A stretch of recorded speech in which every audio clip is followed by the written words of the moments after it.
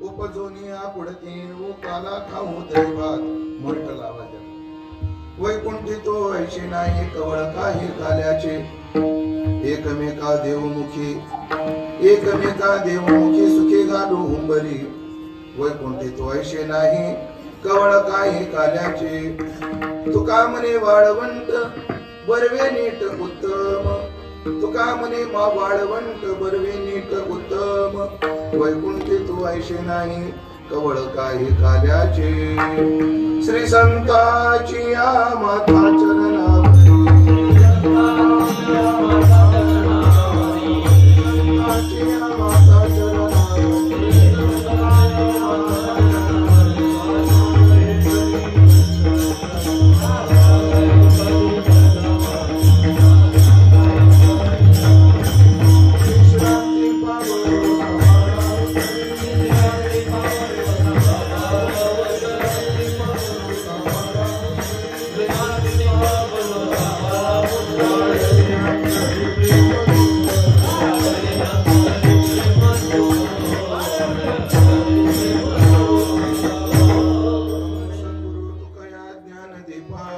नमो सद्गुरु सच्चिदानंद रूपा नमो सद्गुरु भक्त कल्याण मूर्ती नमो सद्गुरु भास्करा पूर्ण कीर्ती सेवे लागी सेवक झालो तुमच्या लागलो निज चरणा अहो स्वामी तुकया देवा यावरी न करावा अभेर संपाद ज्ञानं च विदाय भक्तिं विलोकितो येन समाधिराज वैराग्यवंतं सुविचारयुक्तं नमामि जोगं शिरसा गुरुंतं जयांचे केली स्मरण होय सकळ विद्यांचे अधिकरण तेच वंदो श्री चरण श्री गुरूंचे ते नमस्कारोनी आता उपजोनिया पुढती येऊ काला खाऊ दहिभात वैकुंठी तो ऐशे नाही कवळ काही काल्याचे सेवेकरता निवडलेला अभंग संत श्रेष्ठ जगद्गुरु श्री तुकाराम महाराज यांचा चार चरणाचा काला या प्रकरणातील अत्यंत गोड सुंदर प्रसिद्ध असा हा अभंग असून या अभंगातून जगद्गुरु श्री तुकोबाराय आपल्या अंतःकरणात काल्याविषयी जी आवड आहे काल्याविषयी जे प्रेम आहे त्या प्रेमापोटी एक प्रतिज्ञा करतायत विठाला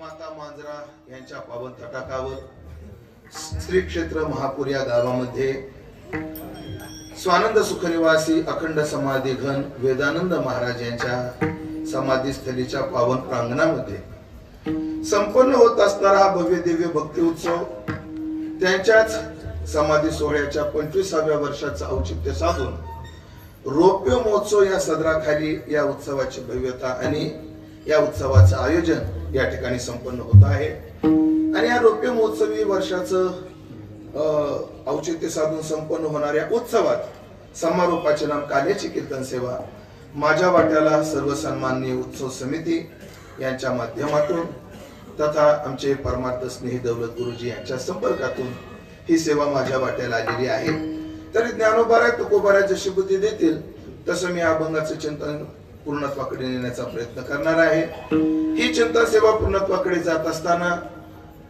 सद्गुरुवर्य वेदानंद महाराज यांचा दरबार आहे सद्गुरुवर्य नामानंद महाराज यांचा दरबार आहे आणि यांच्या दरबारात सर्व वैष्णव गुणीजन महाराज मंडळी आज इथे एवढे साधू मंडळी आहेत कार्तिकीला अजून 4 दिवस वेळ आहे आणि जणू काय कार्तिकी काय असा भास या ठिकाणी पाहिल्यानंतर होतो आहे एवढी महाराज मंडळी एवढी गुणीजन मंडळी या ठिकाणी उपस्थित आहेत पण सर्वांविषयी मी सद्भाव व्यक्त करतो सर्वांची मी एक माफी मागतो माफी काय माझ्या बुद्धीमध्ये एक दोष आहे वडील आज जर माझ्या वडिलाला तुम्ही जाऊन विचारलं की तुमच्या नातवाचं नाव काय तर माझ्या वडिलाला स्वतःच्या नातवाचं नाव सांगता येत नाही कारण आमच्या वडिलांच्या लक्षात व्यक्तीचं गावाचं नाव ध्यानात राहत नाही माझ्या वडिलांची मी राशीला देव आणि तीच परंपरा मी चालवतोय माझ्यातही तो दोष आहे एखादी व्यक्ती मला किती वेळा भेटू द्या लवकर डोक्यामध्ये नावच राहत नाही अंतःकरणात आदर असतो भाव असतो व्यक्ती भेटलेली असते बऱ्याच वेळा आपण त्यांच्या सहवासात अनेक कार्यक्रम अनेक सेवा संपन्न केलेली असतात बरं त्यांच्या घरी जाऊन हादट आपलं जेवलेलं असतं, सगळं असतं, पण काय करू, माझ्या बुद्धीचा दोष आहे म्हणून कोणी वाईट वाटून घेऊ नका. सकाळचरणी जीव माझा, आणि माझ्या लक्षात नाव राहत नाही याच्याकरता मी फार मोठी किंमत मोजली. माझ्या नाव ध्यानात राहत नाही म्हणून मी लग्न सुद्धा केलं नाही. बघा, लग्न सुद्धा केलं नाही. उद्या जर मला कोणी म्हटलं नाव घ्या, तर कोणाचं घ्या, ध्यानातच राहत नाही, नावच घेण्याच्या भानगडीत राहिलो नाही. म्हणून सगळ्यांविषयी तुकोबराच्या अर्ध्या चरणात सकाळचरणी जीव माझा हा भाव व्यक्त करतो आणि अभंगाच्या दृष्टीने चिंतनाचा प्रवास चालू करतो. विठ्ठला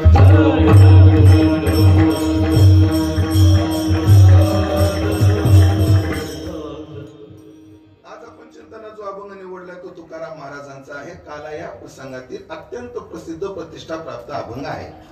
या अभंगातून तुकाराम महाराजांनी प्रतिज्ञा केलेली आहे. ऐकलं का?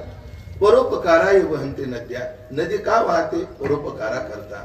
परोपकाराय फलन्ते वृक्षाः, झाड फळ का देतात? परोपकारा करता. परोपकाराय दोहन्ति गावो, गाय का प्रसवते, गाय दूध का देते?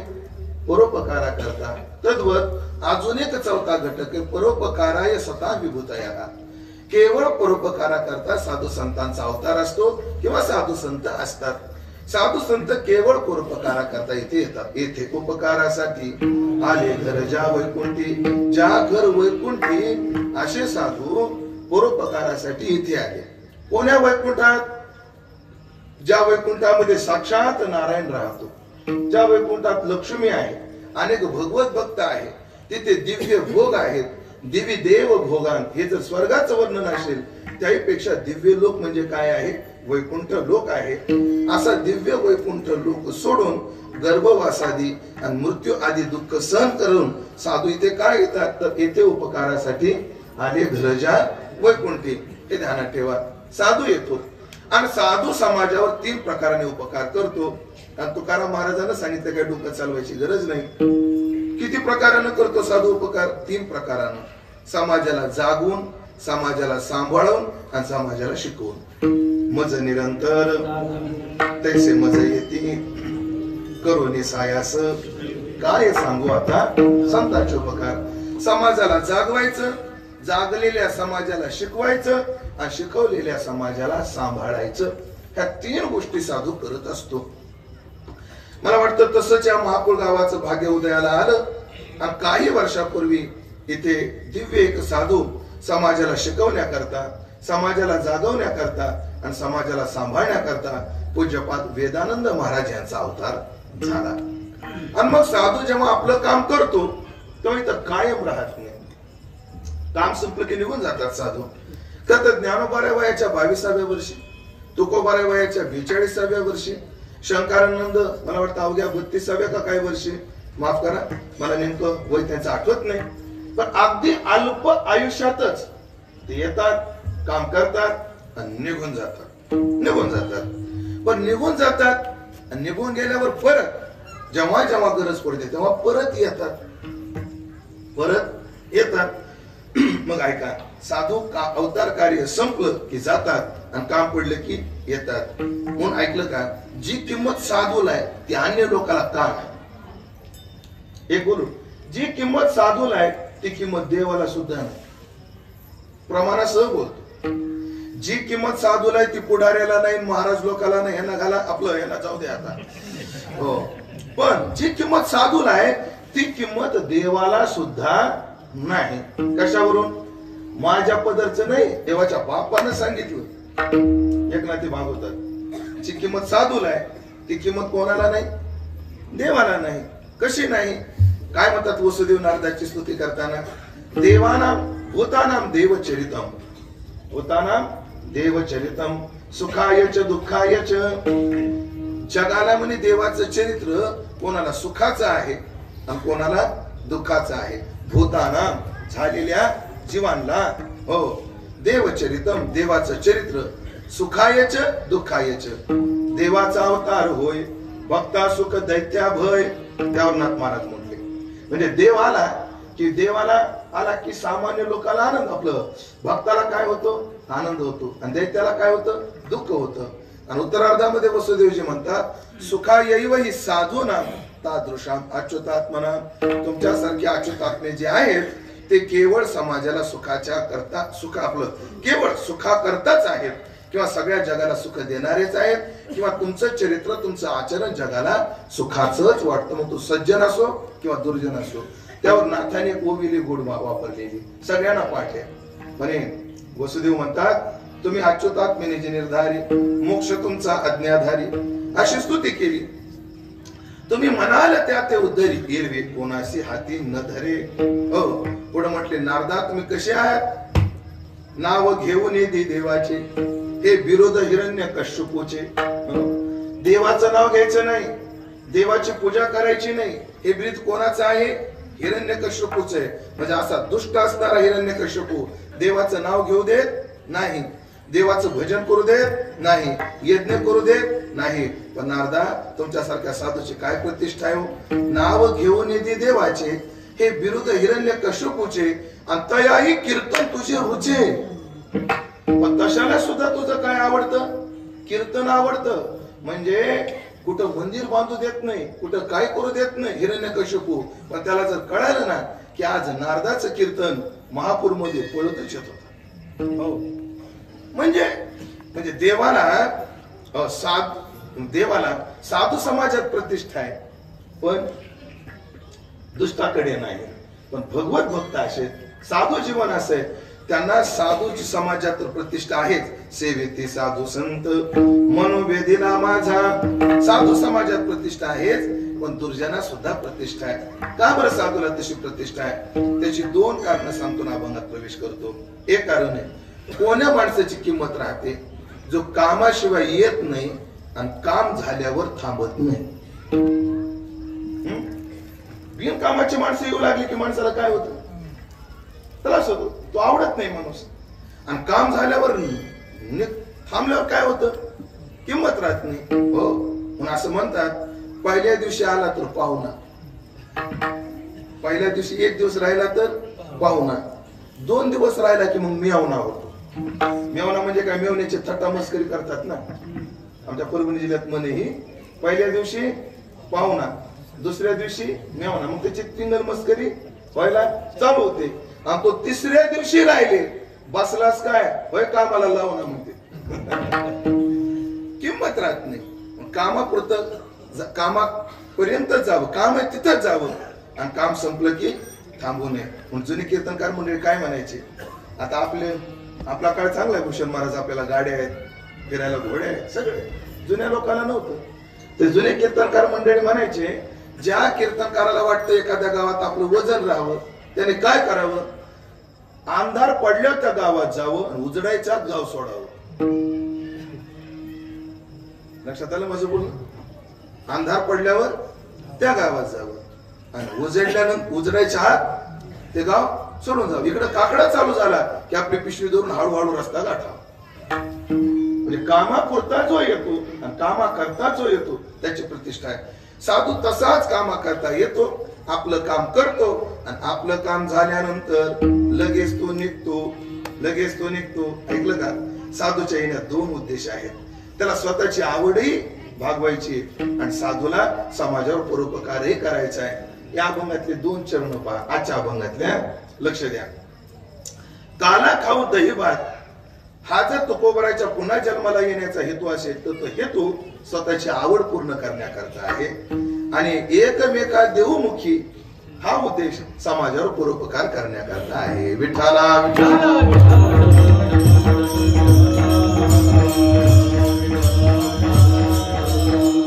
साधूच्या पुन्हा जन्म घेण्याच्या हेतूला आवड आहे. काला आपण आधी त्याचा विचार करून अभंगात प्रवेश करू आणि साधूच्या येण्याचा जो दुसरा हेतू आहे समाजाचा परोपकार त्याचं चिंतन 3ऱ्या चरणावर गेल्यावर करू. तुकोबारासारखा साधू पुन्हा जन्माला यायचं म्हणतो. कशा करता तर काला खाऊ दही भात. तुकाराम महाराजासारखा साधू जर काला खाण्याकरता येणारे म्हणतात त्यात जरा काल्याची समीक्षा केली पाहिजे. कारण काला आपल्याकडे 3 प्रकारचा आहे. एक प्रतिकात्मक काला आहे, एक ज्ञानमय काला आहे आणि एक भक्तिमय काला आहे. प्रतिकात्मक काला काय आहे. काला खाऊ दही भात. दही आणि लाही याचं मिश्रण हे काल्याचं काय आहे प्रतीक आहे. याला जर ज्ञान भूमिकेतून पाहिलं तर तो का म्हणे काला कोठे अभेद देखीला हाय काला आहे. पण तिसरा एक काल आहे तुकाराम महाराजांना अपेक्षित भक्तिमय काल आहे हरिनामाचा खिचडी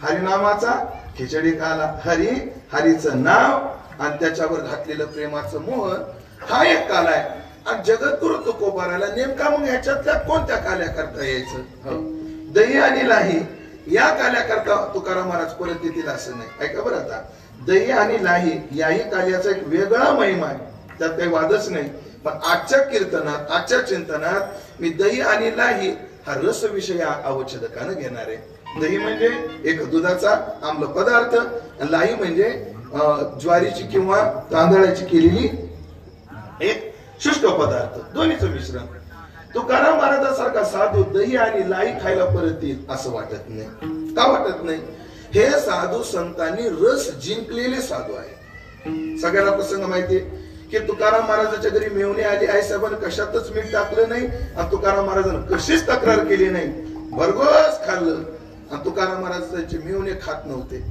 हो कारण रुचीने दी अन्न जात नसता लवण जेवण झाल्यावर जेव्हा आईसाहेब जेवायला बसल्या तेव्हा आईसाहेबला काव माझा एक भाऊ पाहुणा आहे त्याला सांगता येत नव्हतं तुम्हाला सांगायला काय झालं होतं जेवणात पीठ नाही म्हणून अगावले माझी या देहाची मज नाही चाड कुठे करू कोडा अनेकांची अगं माझ्या देहाचीच मला चाड नाही तो दुसऱ्याचं कोड तो करू कशाला आणि तुला सांगतो आवले काय खातो आम्ही कास या सांगाते कैसे हे लागते नेनुमुखी ही आमची अवस्था आहे म्हणजे तुकाराम महाराज सारखा साधू रस विषय जिंकलेला साधू आहे दहीलाही खायला इथं येईल असं वाटत नाही बघा आता तुमच्या आमच्यासारखं नाही आहे त्यांचं कुठे निघाला रे म्हणजे पुण्याला कशाला जोशाचा वडा खायला कुठे निघाला रे नाशिकला कशाला कोंडाजीचा चिवडा खायला कुठे निघाला रे म्हणजे शेगावला कशाला कचोरी खायला हे की नाही प्रसिद्ध पुण्याचा वडा प्रसिद्ध आहे नाशिकचा कोंडाजीचा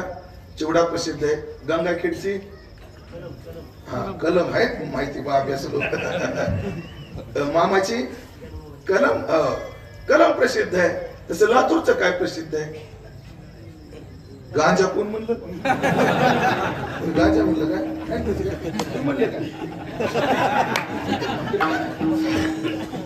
ऐका म्हणजे माणसं महाराज लोक कुठं निघाला रे म्हणजे आंबेज वगैरे कशाला त्या ढाब्या भाजीला भारी भेट होती म्हणजे जिभेचे चोचले पुरवण्याकरता माणसं कुठेही जातात आणि काही खातात तुकाराम महाराज सारखा साधू केवळ खाण्याकरता परत येईल असं नाही चला आता दुसरा काला पाहू तुकाराम महाराज सारखा साधू ज्ञानमय काल्याकरता येईल का तर उत्तर देतो दोन प्रकार मुळात ज्ञानमय काल्याची चव ज्यांनी चाखली त्यांना घेईन मी जन्म किंवा उपचवून या पुढती ही भाषा संभवत नाही कारण काय यद्गत्वान निवर्तन्ते तथाम परमं मम तुका म्हणे नोहे परती तुझ्या दर्शने मागोती तिथे गेल्यानंतर येणं नाही जाणं नाही एक तर भाषा संभवत नाही आणि दुसरी गोष्ट तुकाराम महाराजांची रुची तिथे नाही अद्वैती तो नाही माझे समाधान गोड हे चरण सेवा तुमची तुझी किंवा मोक्ष तुमचा देवा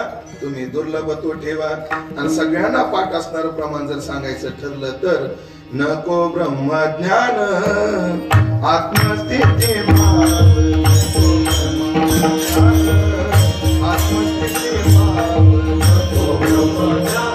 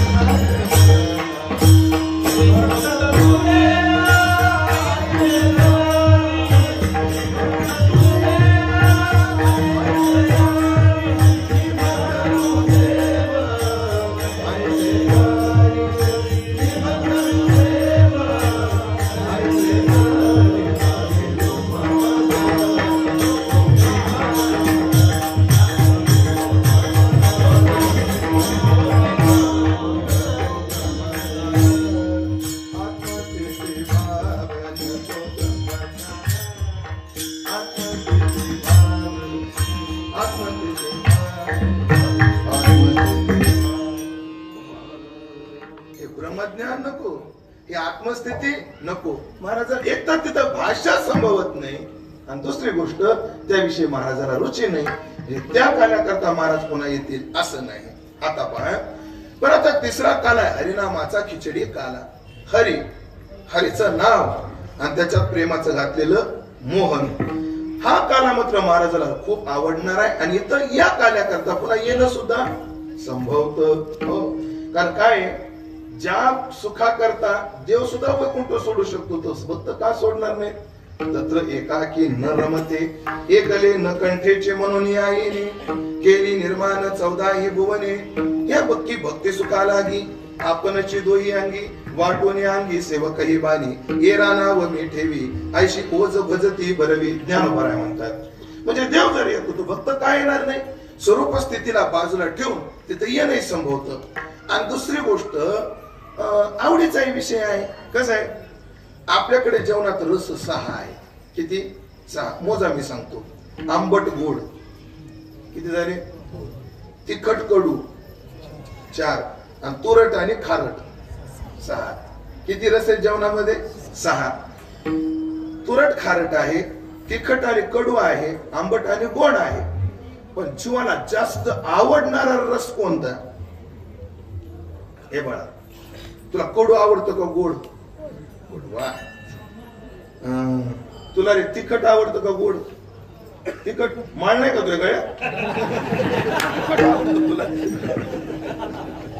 पण इकडे पाहिजे, इकडे पाहिजे. आईस्क्रीम आवडते का चटणी आवडते? गोड. तिखट काय म्हणणार रे?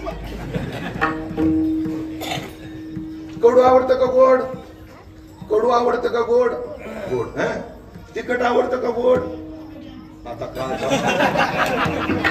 आईस्क्रीम आवडते का चटणी? चटणी. ऐकलं का बघा, तू पुढारी होय, चांगलं जमत. आता ते म्हटलं, पण आधी काय म्हटलं, चटणी की चला असू द्या. नियमाला काय असतो? अपवाद असतो. आणि अपवादाने नियम शिथिल होत नसतो, उलट काय होतो? पक्का होतो. तुला आंबट आवडतं का गोड? गोड. जीवाला रस असा आहे, पण आवडणारा रस कोणता आहे? गोड. सगळ्यांना काय आवडतं? गोड. हा, सगळ्याला गोड चालत नाही. सगळ्याला गोड चालत नाही, पण आवडतं मात्र काय? गोड. त्यात एक सांगू का, ज्याला चालत नाही त्याला तर लय आवडतं. विठ्ठला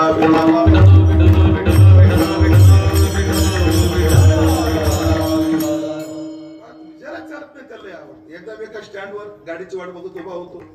तिथं हॉटेल होतं आणि तिथं तो माणूस गरम गरम जिलेबी भजी तळत होता. माझ्या समोर एका माणसानं पाकात बुडवलेली 1/2 किलो जिलेबी 3 प्लेट भजी खाल्ली. जिलेबी किती खाल्ली? पाव किलो. ती कशी पाकात बुडवलेली जिलेबी पाव किलो खाल्ली, 3 प्लेट भजी खाल्ली आणि एवढं झाल्यावर हॉटेलवाल्याला म्हणतं 1 कप चहा ठेव बगर शक्कर.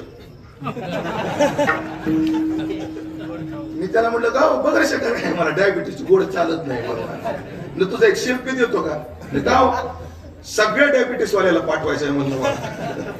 तात्पर्य गोड सगळ्यांना आवडतं, सगळ्यांना आवडतं. म्हणून पहा तुकाराम महाराजाला काला आवडण्याचं कारण काय. पहिला शब्द आहे का, हरी कसा आहे, गोड आहे. अधरम मधुरम वदनम मधुरम. डायरेक्ट त्याचं रूप सांगतो, मधुराधिपतेर किलम मधुरम. हे मधुराच्या अधिपती तुझं सगळंच काय आहे, मधुर आहे. हरी गोड आहे. पुन्हा हरीचं नाव गोड आहे. काल्याचं स्वरूप काय, हरी, हरीचं नाव आणि प्रेमाचं मोहन. हरी गोड, हरीचं नाम, नाम गोड नाम गोड. पुरे गोड सगळे गोड तुझे नाम विठोबा, आवडले मज गोड तुझे रूप, गोड तुझे नाम. किती प्रमाण देऊ, हरी गोड आहे, हरीचं नाव गोड आहे. आणि अजून पाहता प्रेम, एका जनार्दनी प्रेम अति गोड. आणि प्रेम तर अति गोड आहे. मग हरी गोड, हरीचं नाव गोड आणि प्रेम गोड. आणि मग या 3 गोड पदार्थ एका जागी केलेला काला किती गोड. तो काला किती गोड. ह्या कार्याकरता महाराज यायचं म्हणतात. गोड शब्द 2 अर्थाने असतो. कधी कधी गोड शब्द रस अर्थाने येतो, तर कधी कधी रस शब्द आनंद अर्थाने येतो. काय महाराजांनी गोड पकवाज वाजवलं, काय चाटून पाहिला का पकवाज. गोड वाजवलं म्हणजे काय, त्याच्या वाजवण्यातून काय मिळाला, आनंद मिळाला. काय गोड चाल म्हटली, चाल चाटून पाण्याचा विषय आहे का. मग इथं गोड शब्द काय अर्थानं आहे, आनंद अर्थानं आहे. जाऊ द्या, लय सोपं उदाहरण देतो. तुम्ही जागे आहेत ना, चूल पेटलेली आहे, ऐकताय ना. अहो मावशा, चूल पेटलेली आहे, त्याच्यावर लोखंडाचा तवा टाकलेला आहे, ऐकताय ना. चूल पेटलेली आहे, त्याच्यावर लोखंडाचा तवा टाकला, त्याच्यावर हिरव्या मिरच्या टाकल्या, 2 पळ्या तेल टाकलं, चांगल्या भाजू दिल्या, वाफवण्याकरता भाकर पालती टाकली, वाफल्यानंतर काढलं. लसण टाकायचं का, लवकर बोला, मिरच्या करपायला लागल्या पा. मस्त गावरान, त्याच्यात एवढा लसण टाकला, जाड मीठ टाकलं, पितळाचा तांब्या घेतला. खरं सांगा, कोणाच्या तोंडाला पाणी सुटले, देवाच्या घरात. आणि असा काय केला, रगडा ठ्याचा तयार केला. पुढे अजून आहे, मस्त ऊन पडलेलं आहे, लिंबाची दाट सावली आहे, त्याच्या खाली वाश टाकली, बाजरीच्या शिळ्या भाकरी, असा ठ्याचा, त्याच्यावर करडीचं तेल, तोंडी लावायला शेंगदाणे, कवळा पातीचा कांदा, अधून मधून गुट गुट ताक. बस बस बस बस आता बस. खोटं नाही बोलायचं. पाणी सुटले का नाही तोंडाला, सुटलं बघा तोंडाला. असा जेवायला बसला, बळे भाऊ जेवायला बसला आणि बायकोला म्हणतो, वाट्याचा वाट्याचा वाट्याचा. अहो तुम्ही लय खाल्ला हो, आता बरं वाटतं. तुला नाही का, त्याचा लयच गोड लागायला लागला. काय म्हणतो, त्याचा लय गोड लागायला लागला. आता ठेचा तिखट का गोड, तिखट. पण हा काय म्हटला, गोड. कारण इथं गोड शब्द रसवाचक नाहीये, इथं गोड शब्द आनंदवाचक आहे, आनंदवाचक आहे. जसं काला चवीनं तर गोडच, तुका म्हणे आला चवी रसाळ हा काला गोडच, पण हा आनंदाचाही आहे. हा रस आनंदाचा, घोष करा हरिनामाचा, को ना दैवाचा भाग पावेल पावेल येथीचा. काय येथील आठवणे मला आता अस्पष्ट होते प्रमाण माझ्याकडून.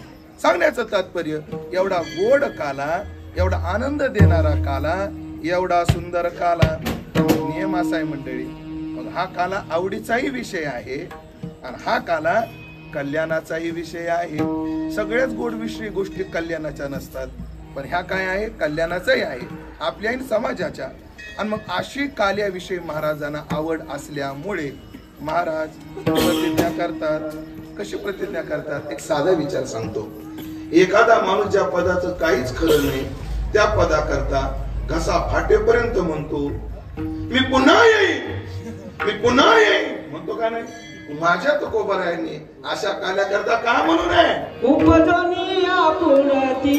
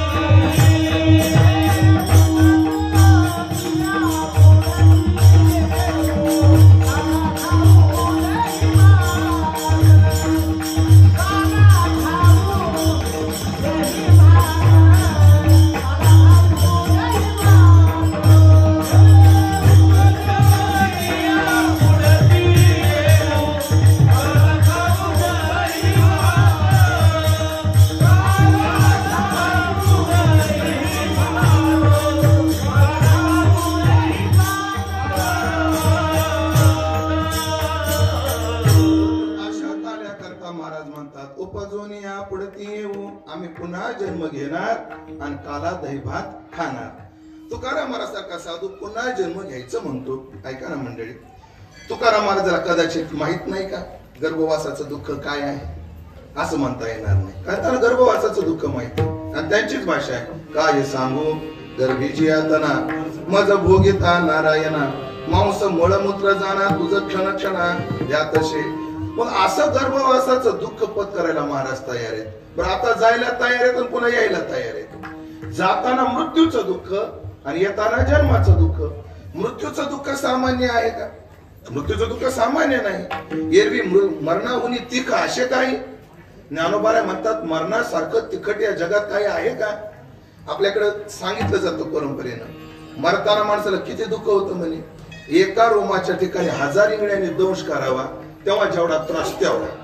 पण चला, एका रोमाच्या ठिकाणी 1000 इंगळ्या चावण्याचा आपल्याला अनुभव नाही, पण तुम्हाला मी कल्पना मांडून दाखवतो की मरताना किती दुःख होत असे. त्याच्याकरता अनुमान आहेत, 3 चिन्ह आहेत आपल्याकडे. शास्त्रात असा एक विचार आहे, मरताना माणसाला 3 गोष्टींना त्रास होतो. ऐकताय ना? लय गोड चिंतन.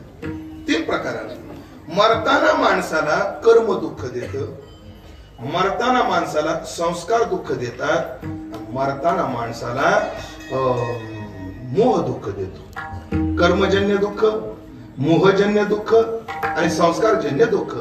3 प्रकारचं दुःख माणसाला मरताना असतं. आधी कर्मजन्य दुःख काय? आपण जीवनात जे काही बरं वाईट केलं ते वाईट कर्म झडती द्यायला संध्याकाळी त्या काळाला उभं राहतं. हे लक्षात येण्याकरता अनुमान काय? ऐका, आपल्या हातून चुकून घडणारं एखादं काम जर घडलं तर त्या दिवशी शांत झोप लागते का? लागते का? नाही लागत. एखादं वाईट कर्म आपल्या हातून आज जर घडलं तर संध्याकाळी शांत झोप लागत नाही. मग याच्यावर अनुमान करत जा, जर एखाद्या दिवसात चांगलं कर्म जर घडलं नाही, संध्याकाळी शांत झोप लागत नाही, मग आयुष्यभर वाईट कर्म करणाऱ्याला चांगलं मरण येईल का? एक अनुमान. आता दुसरं कर्मजन्य दुःख झालं. आता दुसरं संस्कारजन्य दुःख. संस्कारजन्य दुःख काय? आता पहा, संस्कारजन्य दुःख पहा काय. आता पहा, तुमचं आता नाक खाजवलं, तुम्ही खाजवलं का नाही? आता नाक आता खाजवलं ना, नाकातून खाजवलं. आता मला सांगा, जेव्हा नाक खाजवत बघ हिनं मांडी खाजी बघा खाजी काय आता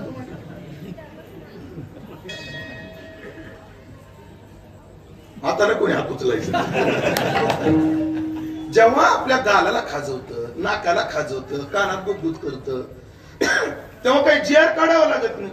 माननीय हात साहेब मेंदू साहेब तुम्ही हाताला ऑर्डर द्या आमच्या कानाजवळ गुदगुद होत आहे तरी तिथे जाऊन तुमच्या जेसीपीच्या नकाने खुंदळा हे संस्कार आहे. हात उचलतो कानाकडे जातो हात उचलतो नाकाकडे जातो है ना बाबा गेला का नाही आता तुमचा गाला खुशी सहज जातो ना. हे संस्कार आहे शरीराला. मरताना काय होतं म्हणे खाजवलेलं कळतं पण हात उचलता येत बोलावं वाटत पण शब्द निघत नाही. तहान लागत पण पाणी द्या म्हणता येत नाही. कधी आता म्हणता येत हो पाणी द्या म्हणता येत आता द्या ना.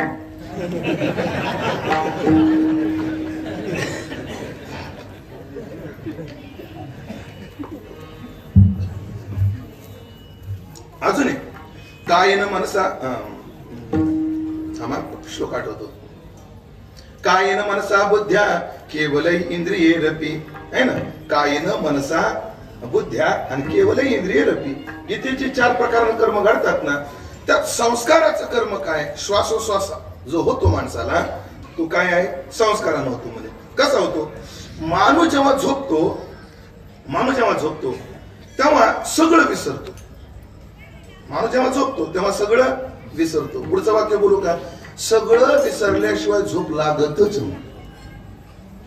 सुतळीचा तोडा जरी ध्यानात राहिला ना तर झोप लागत नाही. सगळं विसरावं लागतं तेव्हा झोप लागते. मला एक सांगा झोपल्यावर माणूस सगळं विसरतो हे श्वासोश्वास घ्यायचं काय विसरत नाही काय विसरत नाही.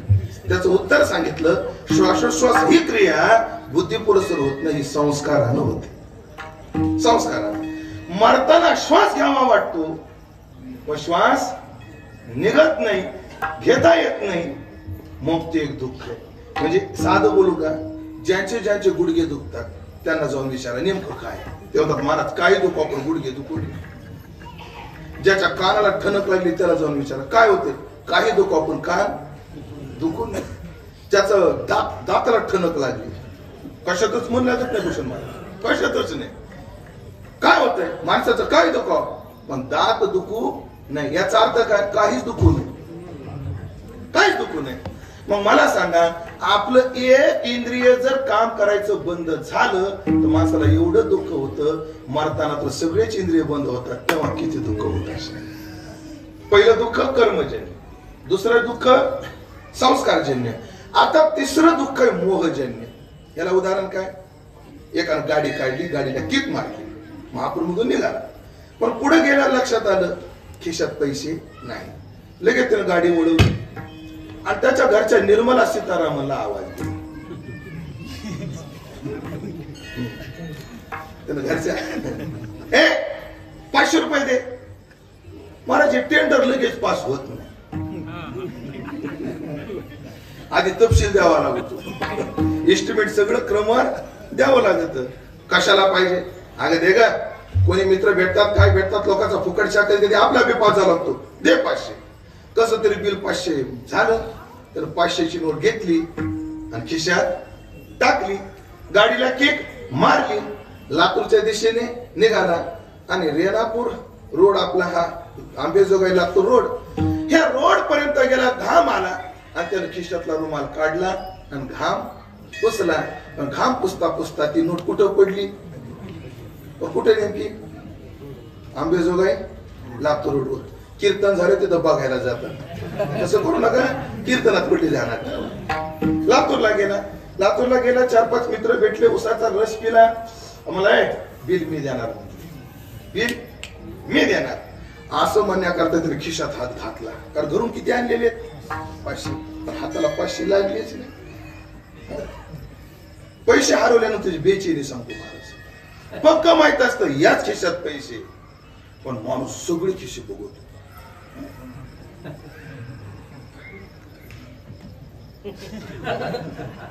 एकदा पाहतो का तीनदा पाहतो?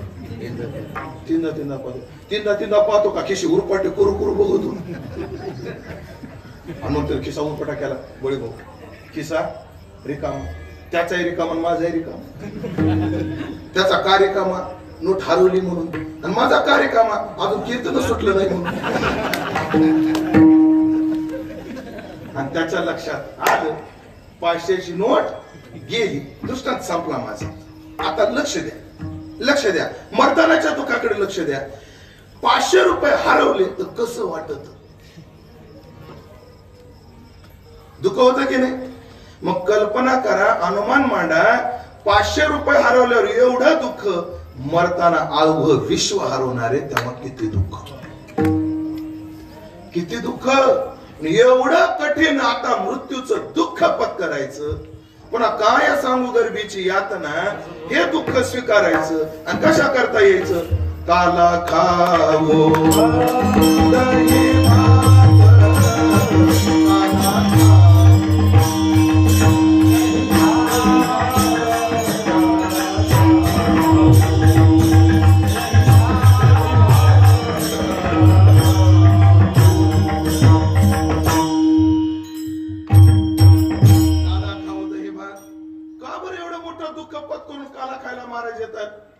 काय नेमकं गमक काय असेल त्याचं थोडस गमक सांगायचं आणि दुसऱ्या चरणाकडे आपल्याला वळायचं. त्याचं गमक काय? गमक असं आहे, मोठ्या दुःखातून बारक सुख वजा होतं, हा जसा नियम आहे, तसं मोठ्या सुखातून बारक दुःख वजा होतं, हाही नियम आहे. मोठे हो, नवरा बाहेरून आला आणि तोंड पाडून बसला होता, तेवढ्या बल्पाशी उड्या मारत असायची. काय झालं? 1,500 रुपये.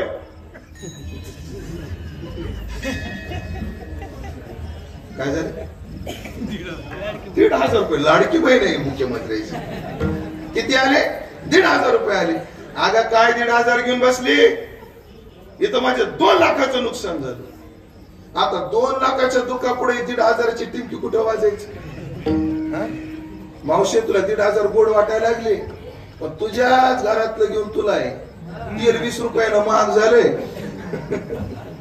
असं तात्पर्य काय म्हणते? तात्पर्य मला एवढं सांगायचंय की मोठ्या दुःखातून बारक सुख वजा झालं. आता याच्या पुढे मोठ्या सुखातून बारक दुःख वजा होतं. थोडासा संवाद करू सर तुमच्याशी, थोडासा 5 मिनिटाचा चालेल? तुमचं गाव कोणतं? महापूर. तुमचं नाव काय? प्रवीण भाऊ. प्रवीण भाऊ ना? प्रवीण भाऊ. तुमचं गाव कोणतं? महापूर. या महापूर गावात तुमचं घर आहे? घरात कपाट आहे? कपाटात पैसे? देवा जरा चांगलं नसते ना, खोटं बोलू नये. कबूल केलं प्रवीण भाऊ. पण प्रवीण भाऊ अत्यंत व्यवहार कुशल माणूस. सगळे पैसे बँकेत उगा 20-25 हजार काय ठेवले होते? कपाटात ठेवले. कोणी? प्रवीण भाऊ. आणि प्रवीण भाऊ संध्याकाळच्या वेळेला झोपले आणि प्रवीण भाऊच्या घरामध्ये चोर शिरला. घाबरू नका तुम्ही. किती जणांचा चोर कुठं शिरला? घरात शिरला. चोरानं कपाट उघडलं, त्याच्या हाताला ते 25,000 रुपये लागले. चोरानं कन मोजले. लय प्रॅक्टिस असते पैशाची मोजायची चोराची. 2 मिनिटात गाडी गेटच्या पुढे जाऊस तर मोजले.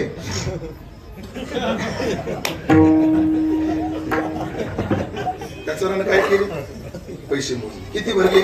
25. आणि तो चोर चिडला, एवढ्या लांबून आलो राहून 25,000 रुपये, एवढे गाणे बोललो राहून 25,000 रुपये. तो चोर काय झाला? चिडला ना तो चोर. पण असो, जेवढं पदरात पुढे तेवढ्या प्रवीण भाऊला जाग आली. चोर चोर चोर म्हणून भाऊ आरडले आणि त्या चोरानं उडी मारली खिडकीतून. पण ऐकलं का प्रवीण भाऊ? तो चोर तुमच्या घरी यायच्या आधी माझ्या घरी आला होता आणि त्याने माझ्या घरातलं 2 लाखाचं पाकिट चोरलं होतं. आता तुम्हाला प्रश्न पडला असेल, तुमच्याकडे 2 लाख रुपये तसे काय? त्याचं उत्तर आहे का? तुम्हाला लेकरं आहे, बाळ आहे, बायको आहे, घर आहे, दार आहे, शेती आहे, बायडी आहे. प्रवीण भाऊ, आम्हाला ब्रह्मचार्याला पैशाशिवाय कोण आहे?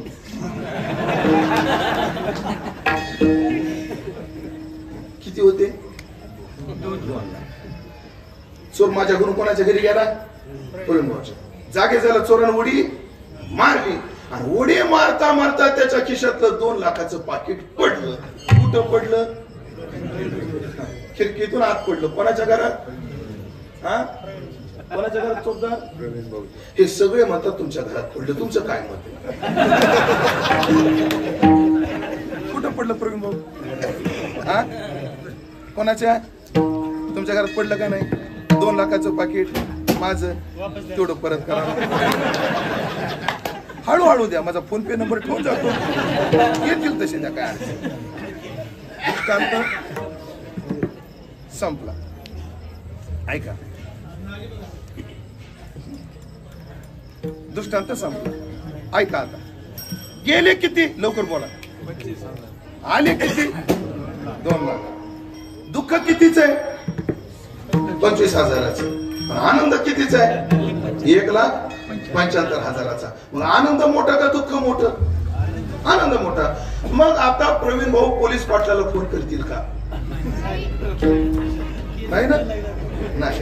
उलट प्रवीण भाऊ सरळ वेदानंद महाराजांकडे येतील. महाराज, दर गुरुवारी तुम्हाला नारळ फोडीन, फक्त दिसाड असा चोर माझ्या घरात येऊ द्यायचा. दृष्टांत संपला. मोठ्या आनंदामध्ये बारक दुःख वजा होत. या भक्तीचा आणि या भजनाचा आनंदच एवढा आहे, त्याच्या पुढे गर्भवासाचं दुःख काहीच नाही. म्हणून महाराजाची भाषा आहे, उपजून या पुढे येऊ. आम्ही पुन्हा येणार आणि काला खाऊ दही भात. आम्ही दही भाताचा काला खाणार, अर्थातच हरिभजनाचं सुख लुटणार. मग महाराज, तुम्ही आता जाणार कुठे? आम्ही आलो तिथून जाणार. जसं आपण आलो करून जाणार घरी, तसे आले घरच्या वैकुंठी. आणि तू का म्हणे जाऊ वैकुंठा चालत?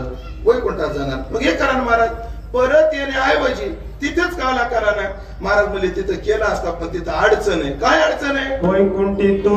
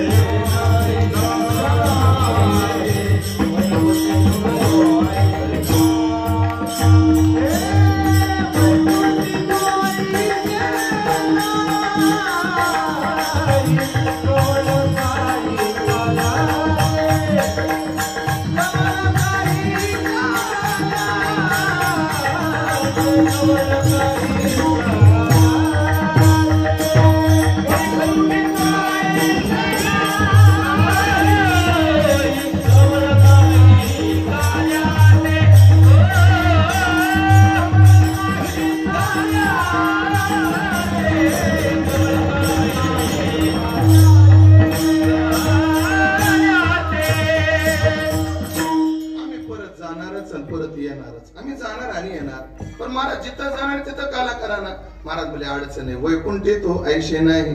शब्द किती जाणीवपूर्वक आहेत पहा. वैकुंठात काहीच नाही असं नाही, वैकुंठी ऐशे नाही. वैकुंठामध्ये अमरत्व सिंहासन असेल, ऐरावतासारखं वाहन असेल, चतुर्भुज होऊन ठेले असतील, तिथं जरा नसेल, तिथं कोणाला भूक लागत नाही, तिथं कोणाच्या अपानवायूचा दुर्गंध येत नाही, तिथं कोणाला शिंक येत नाही, त्याला तिथं कोणाला खोकला नाही, तिथं कोणाला डायबिटीस नाही, कोणाला कॅन्सर नाही, कोणाला बीपी नाही, सगळं चांगलंय. पण असं नाही ना, त्याला काय करायचं? 5 स्टार हॉटेल मध्ये सगळे, पण मग सारखा ठेसन बाजरीचे शेळे भाकरी आहेत का? सगळे पण हे नाही ना, त्याला काय करायचं? बघा ना, काय काय लोक म्हणतात महाराज त्यासारखा गाणारा नाही, गाऊ लागला तर वाटतं भीमसेन जोशी गातो का, क्लासिकल गाऊ लागला तर वाटतं राशिद खान गातात का, वाजू लागला की वाटतं भवानी शंकर वाजवतात का, आणि कीर्तन तर व्यासासारखं करतो बघा.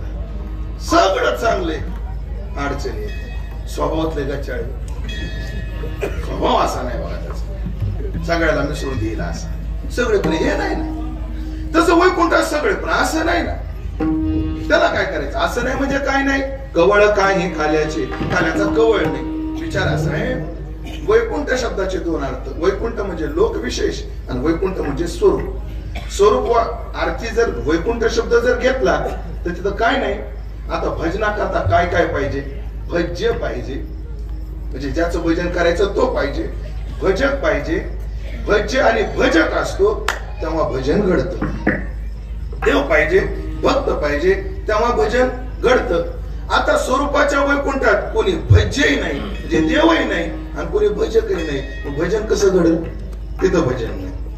लोकविशेष वैकुंठामध्ये चतुर्भुज नर होऊन ठेवले, सगळेच देव आहेत, तिथं भजकच कोणी नाही. आता कीर्तन कधी होतं?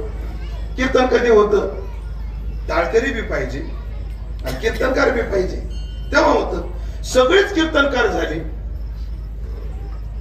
तर टाळ कोणी वाजवायची, आणि सगळेच टाळकरी झाले तर कीर्तन कोणी करायचं? दोन्ही गोष्टी काय आहे? अजून सोपं बोलतो, पण ते घालणारे पाहिजे का खाणारे पाहिजे? हा, तेच मला म्हणायचं. घालणारे पाहिजे, खाणारे पाहिजे, तेव्हा तसं भज्यही पाहिजे, भजकही पाहिजे, तेव्हा भजन घडतं. स्वरूपाच्या वैकुंठात भज्यही नाही आणि भजकही नाही. लोकविशेष वैकुंठात सगळेच भज्य आहेत, भजक कोणी नाही. या माता मौलीची म्हण आहे, तू बी राणी मी बी राणी, पाणी कोण आणि? तू बी देव मी बी देव, भजन कोणी करायचं? परत एकदा आवृत्ती करतो, स्वरूपाच्या वैकुंठात ना भज्य ना भजक. लोकविशेष वैकुंठात सगळे भज्य, भजक कोणी नाही. पण विशेष लाभ संत संगे, इथं भज्य पांडुरंग आहे, भजक ज्ञानोबा तुकोबा संत आहे, आणि भजन इथे घडतं. पण विशेष लाभ संत संगे. वैकुंठी तो ऐशे नाही, कवळ काही काल्याचे कुळकुळ. मग वैकुंठात काय नाही? काल्याचा कवळ नाही. तो फक्त कुठे आहे? या मृत्यू लोकात आहे. एवढ्या करता आम्ही उपजोनी ओढती येऊ. महाराज तुम्ही येणार येणार, काला करणार करणार, खाणार खाणार. मग एकटेच खाणार का? तुमच्याकडे एक शब्द आहे का प्रभू? अक्कलपोटा. हा,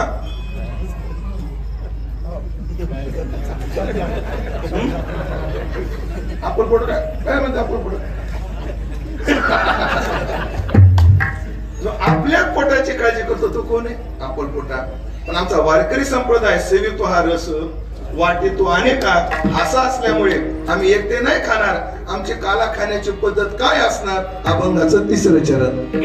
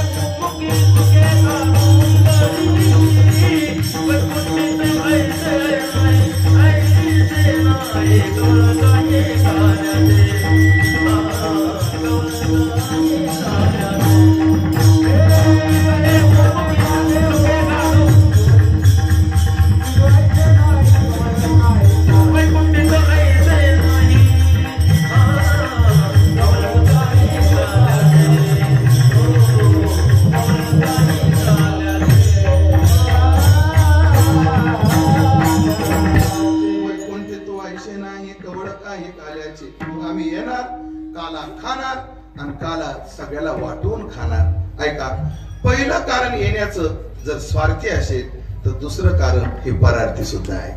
आम्ही एकटे नाही खाणार, आम्ही खाणार पुढते तुका सोकला आणि सुकवितो लोकांना सुद्धा सुकवलं। आम्ही वाटून खाणार। आणि खरं सांगा, एकटा खाण्यात मजा का वाटून खाण्यात मजा आहे?